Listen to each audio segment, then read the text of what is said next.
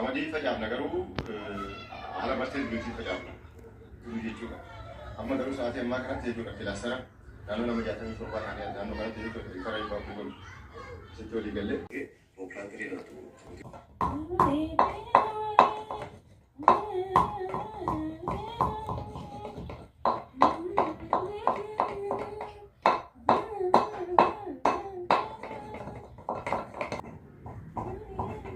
Malta niitii na narraa gadi baatee tumte buna kana Malta yoo naggeeffadhe.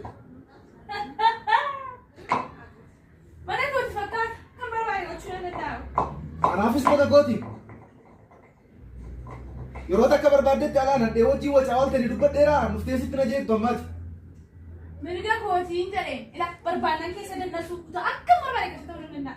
Suuraa niitii na waliin jenne. Anaafis mata kooti bakka barbaadetti seenaa dhaggeeffachuu nan danda'a.